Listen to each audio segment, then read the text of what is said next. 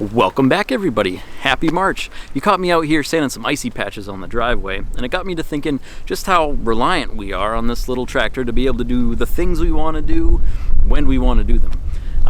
So we've had this one for about 5 years now, but I can clearly remember that research phase where we're scouring the internet for wants and needs, what we thought we wanted out of a tractor, what we thought a certain size tractor could accomplish. And now that we have a pretty good backlog of projects checked off our to-do list, I wanted to walk you through our experience, and maybe it'll help you choose the right size tractor for your farm. So stay tuned and I'll walk you through all that.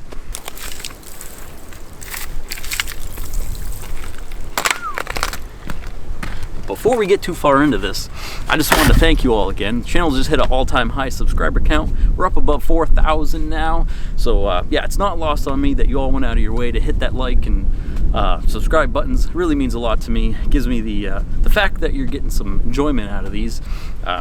Gives me the push to keep dragging the camera out here when it's 15 degrees and windy like it is today.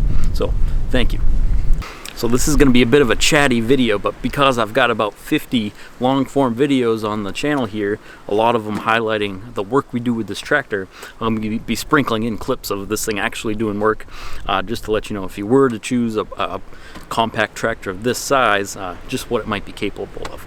But before we get into that, I wanted to walk you through the mindset that we started with before we moved to this property.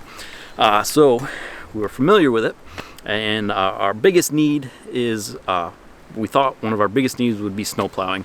And this thing, you're seeing some snippets of a part of our driveway. Our driveway's a half-mile long, and we keep a bunch of areas up near our parking lot, garage, barn, all plowed out with snow. I've got a half-ton truck, but I don't want to beat it up plowing snow. This thing's worked out great for us so far. So I knew we wanted snow removal. We live in central New Hampshire. We get snow, lots of it sometimes.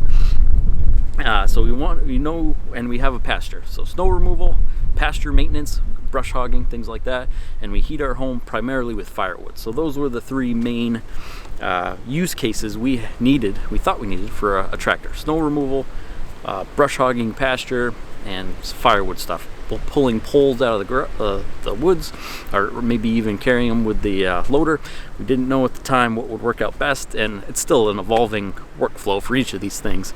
But we'll tackle one thing at once. I'll talk about snow plowing, snow removal, but that really moves into the ability for a tractor to move things, whether you're moving dirt or snow or ice.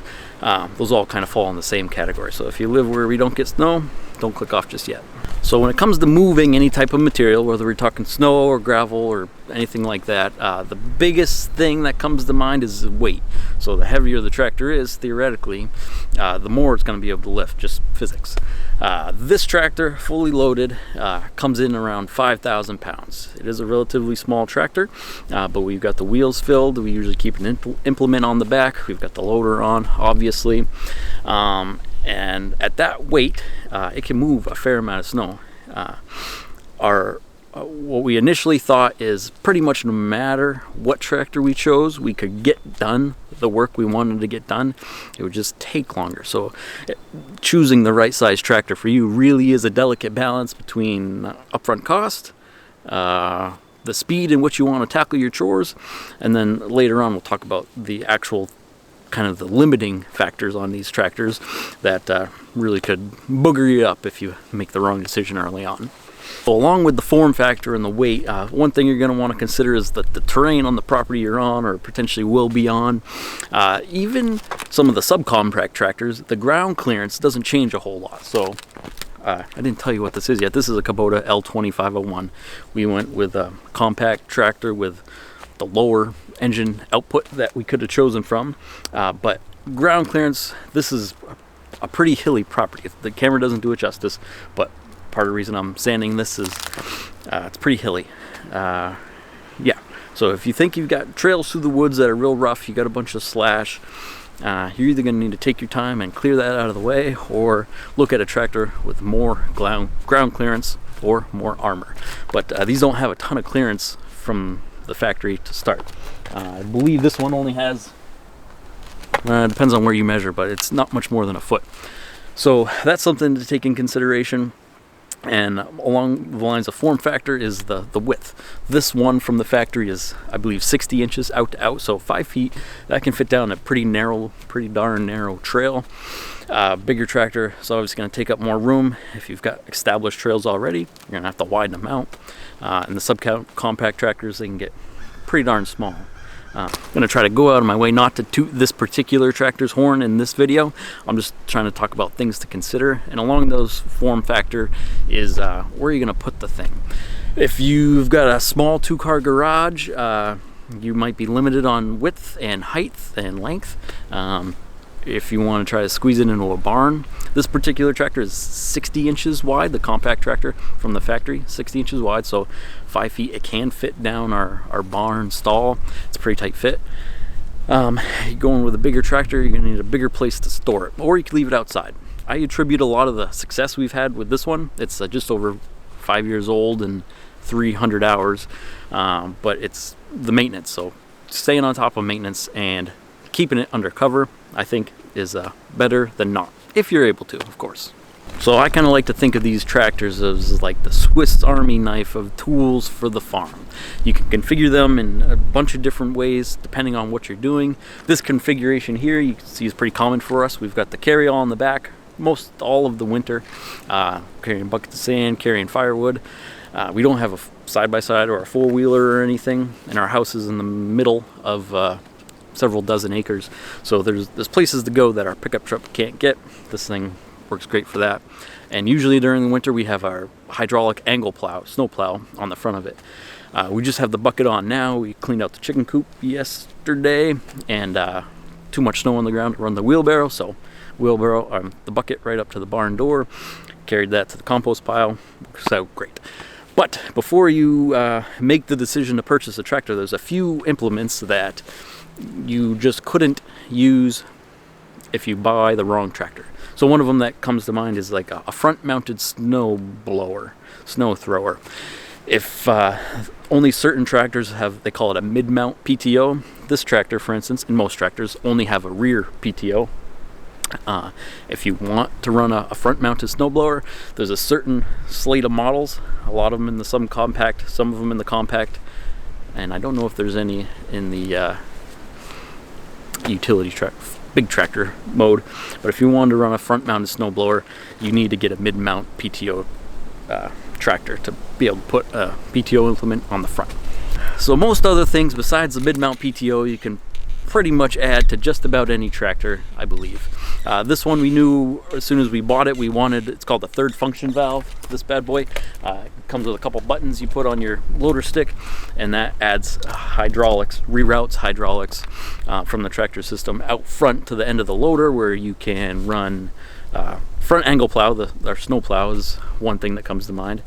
And the grapple. So we have a grapple for this tractor as well, and without that third function valve on here, you wouldn't be able to run it.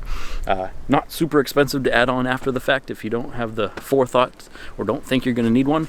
And the same thing with the rear. You can add rear remotes, and that directs hydraulics to the back, and that can be used for all kinds of things. You can have an angle plow on the back, rear mounted snowblower. You're going to want that to move the chute. Auxiliary hydraulic pumps, those all end up out back. But yeah, those can be added for about the same amount of money, and it's a DIY type thing if you're semi-DIY. And I'm thinking one of the biggest things to consider when you're choosing the right size compact tractor for you, or tractor in general, is the loader rating. How much weight can the tractor lift? And if you've got a set of chores in mind where you think you're going to lift a few specific things and you know the weight of them, that's a great guideline. For us, we didn't really have anything in mind. If it could lift a bucket of gravel, that worked out great for us, and this doesn't struggle with that. But I believe, based on my research, I haven't tried, that it would struggle to lift like a round bale of hay if it had a decent amount of moisture in it. Depending on the ballast and everything you're able to configure the tractor with, round bales, not super reliable. Especially, you could probably lift them a few inches off the ground to move them around, but as far as lifting them up high, you probably couldn't lift it into a trailer or the back of the truck, depending on the moisture content. And another thing I've seen people struggle with is if you do firewood with IBC totes, if you have a bunch of green, so wet red oak, something like that, real heavy firewood, probably wouldn't be able to lift that into the back of the truck either. Again, you can get it off the ground, but you probably couldn't get it too high safely.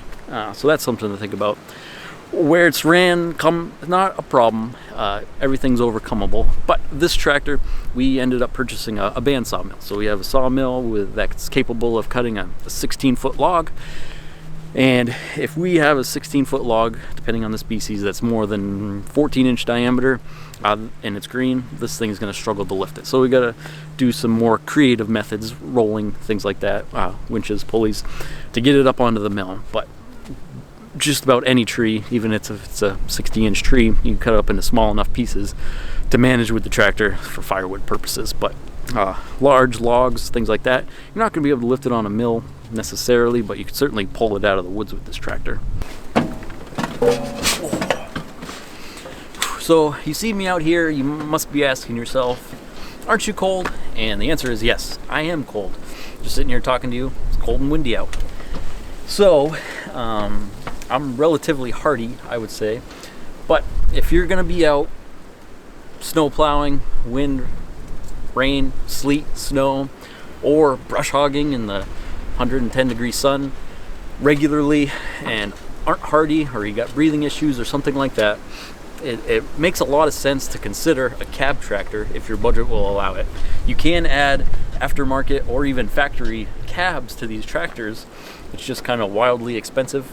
Like this size tractor, I've looked at it's be between like $6,000 and $12,000 depending on the choices I make. But so that's not something I'm going to do. I'm going to tough it out for the time being, but I can see as I progress in age and move more towards that gentleman farmer status that I could see myself owning a cab tractor.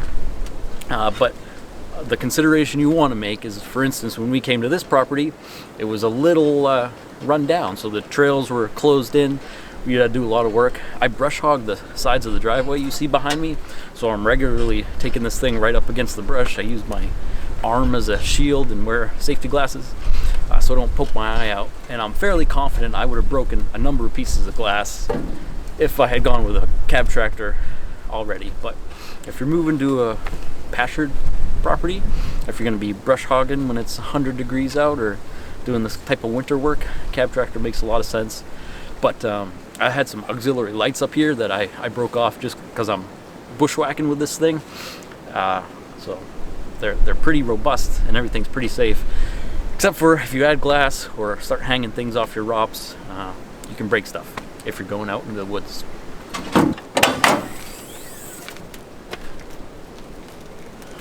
So another thing to take into consideration is your ability, means to maintain one of these things.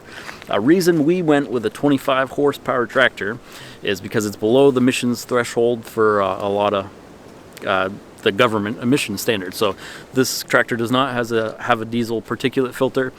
You don't need to put any DEF in it. And I thought, being my first diesel engine, I wanted it to be as simple as I could, or as it could be. And that's certainly been the case for this. I really like the fact, just for me personally, is that there's a lot of analog, mechanical type gauges on this thing. There's no digital gauges. It works out great. So I have a higher confidence that there's fewer things to go wrong, and when something does go wrong, I'm going to have the know-how or the confidence to try and tackle it myself. So that worked out real good, and like I said, this one only has a little over 300 hours, but no problem so far.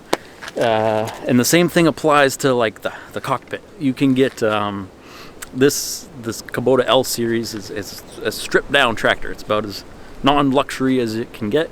It's very how do I say, bare bones. Like I said, there's not a lot of switches. Everything's got a lever or a physical button, and it works out pretty well. Just like I said, this one stays undercover a lot of the time, but there's more to go wrong when you start adding those luxury features. Cost goes up. Sure, that'd be nice to have, probably, if money's no option and not worried about potentially having to fix those things, but the stripped down version works great for me. And then another choice you'll need to make, no matter what brand you go with, I think, is the transmission type on your tractor. You see in this one, we went with the hydrostatic transmission, and that's worked out real well for us, and that's opposed to a direct drive transmission or the shuttle shift units, where you put it in the gear you want, and take your foot off the clutch, and it'll go that speed. You don't have to worry about anything. Hydrostatic, it's more like your automobile. You can feather the throttle as you want and go at any speed you desire for the most part. This tractor being 25 horsepower, if I put it in high gear, which is really only meant for like highway purposes, I struggle to make it up this hill behind me. Again, the camera doesn't do justice what this grade looks like, but in medium and low gear, this thing has plenty of power for all of our needs. But in high gear, you struggle to go up a hill. And the main reason we went with the hydrostatic is because I knew that at some point I wanted to own a PTO powered stump grinder, and that would be almost impossible, I gather, using a standard direct drive transmission. The hydrostatic really lets you feather your way through the stump. It works out great. I'll post some clips of that occurring, but other than that, there's no real needs. But it's super simple, very intuitive. My kids can drive this thing, my wife can drive it, no problem. Rear end's pretty well buried back there behind the carryall, but another thing to consider potentially is what you're going to want for PTO horsepower. So that's probably more important than the engine horsepower, even though they're very closely tied together. Like I said, this tractor, it's 25 engine horsepower, and about 20 of that will make it back to this rear PTO. So if you've got a set of implements in mind, or if you already have a set of implements, most PTO implements are rated by PTO power. Some of them will go as low as 15. A lot of them start at 20-ish, like here. But then if you have a lot of bigger implements, they're going to ask you to have more PTO horsepower. This doesn't struggle to do anything we ask it. Again, it comes down to the time aspect, how fast you want to go. We have a 5-foot brush hog, and it doesn't struggle with thick pasture grass. I mean, our thickest grass is around our compost pile, and if that's 4 feet tall, that won't struggle with it at all at 20 PTO horsepower. We also have the PTO wood chipper. Again, I think that starts, it's a 6-inch chipper, so you can put a pretty hefty size, whatever 6 inches look like, hefty size log through there, and the tractor seems unfazed. Yeah, everything else, a stump grinder, that also has a PTO rating, no problem, but it's something to consider. If you're going to want to do our pasture, about 2 acres, for instance, and with this tractor and a 5-foot brush hog, it still takes about 2.5, 3 hours to do the whole thing, 2-acre pasture. So if you have a large pasture, you want to mow, keep up kept with a brush hog, or a mower, finish mower for that matter, the time aspect starts to become important. If you want to run a 4-foot unit as compared to a 6-foot unit, that the time factor kind of adds up pretty substantially. Then one of the last things you're probably already considering is cost and warranty. Just my personal experience, there's great deals to be had on pretty used equipment, so 10, 15, 20 years old. If you were to look into a tractor that age that's mostly analog and mostly mechanical like this one, I wouldn't think twice, really, depending on your visual inspection of it. Everything can be fixed. Parts wear out, obviously. The plastic seat, loader pins, bushings, axle seals, that stuff can all be replaced relatively easily. But yeah, if you're not mechanically inclined and have unlimited or a fair amount of means, go ahead and buy a new one. There's great deals to be had there as well. Prices are high, but prices don't go down, so prices will stay high. And the new tractors are going to come with warranties. Depending on the brand you go with, warranty is going to be, so I think that the bigger tractor, more expensive tractor you buy, the more important that warranty becomes, and the more electronics, onboard electronics and digital things it has, probably the more important a warranty is. This tractor is 5 years old. I think it's probably out of warranty now, and it's never been to the dealer. I'll do all the maintenance myself, and hopefully it never needs to go see them, but time will tell. So yeah, cost, your budget will direct you the way you want to go. But I think you'll find that there aren't a great deal of difference between the subcompact, compact, and utility size tractors. Kind of at the same playing field. So stripped down base version, it's not a ton more money to jump up to a compact version as opposed to a subcompact version of the same thing. So just what's going to meet your needs. So if I forgot anything here, or if there's all kinds of things to consider that I didn't talk about, please don't hesitate to let me know down in the comments. Really appreciate it. Appreciate you guys following along. Stay warm. Got a couple more weeks till spring. Thanks for hanging in there, and I'll talk to you soon. Take care.